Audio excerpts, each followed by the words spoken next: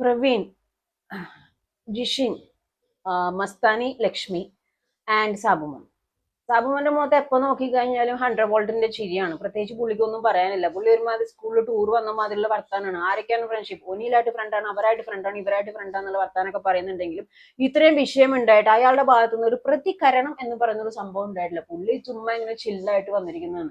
പുള്ളിക്ക് പുറത്ത് പോയിട്ട് ഫുഡ് ബ്ലോഗ് ചെയ്യുന്ന തന്നെയായിരിക്കും പുള്ളിക്ക് പറ്റിയ പരിപാടി എന്നാണ് എനിക്ക് തോന്നുന്നത്. ലക്ഷ്മിയും അസ്താനും നല്ല രീതിയിൽ കീറി ഒട്ടിച്ചിട്ടുണ്ട് ആസ് എ വേഴ്സ്.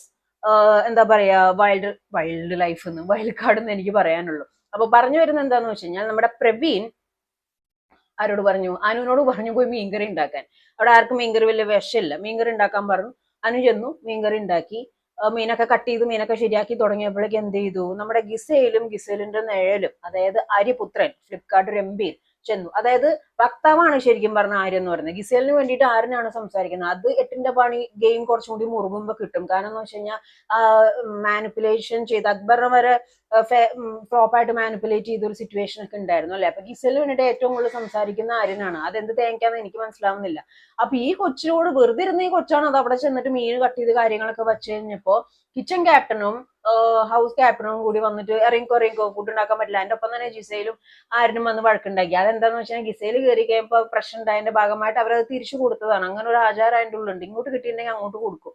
അപ്പൊ അതേപോലെ കൊടുത്തിട്ടുണ്ട്. അതിന്റെ പുറകെ ഇവരും വന്നിട്ടുണ്ട്. എന്നാ ആ കിച്ചൺ ക്യാപ്റ്റൻ അനുവിനോട് പോയിട്ട് ചെയ്യാൻ പറഞ്ഞ കിച്ചൺ ക്യാപ്റ്റൻ പറഞ്ഞാൽ മതി ഞാൻ പറഞ്ഞിട്ടാണ് ഇത് ചെയ്യണെന്നുള്ളത്. അത് പറഞ്ഞില്ല. വെറുതെ ഇരുന്ന കൊച്ചിനെ കൊണ്ടുപോയി അടുക്കള കയറ്റിയിട്ട് ഫിഷൊക്കെ കട്ട് ചെയ്ത് കഴിഞ്ഞ് കുറച്ച് കഴിഞ്ഞപ്പോൾ ഇറങ്ങിപ്പോയി. അത് സത്യം പറഞ്ഞാൽ ഉണ്ടാക്കി കൊടുക്കരുത്. കാരണം എന്ന് വെച്ചാൽ ഒരു സമയത്ത് ഒരു വർത്താനം പറയാ, വേറെ സമയത്ത് വേറൊരു വർത്താനം പറയാ. ഇയാൾക്ക് പറഞ്ഞൂടെ ഞാൻ പറഞ്ഞിട്ടാണ് അയാൾ ചെയ്യുന്നെന്നുള്ളത്. അത് പറഞ്ഞില്ല. അപ്പൊ അവിടെ എന്താ, നില പാട് പോയിട്ട് നില പോലും ഇല്ലാത്ത ചില സാധനങ്ങൾ അതിന്റെ ഉള്ളിൽ.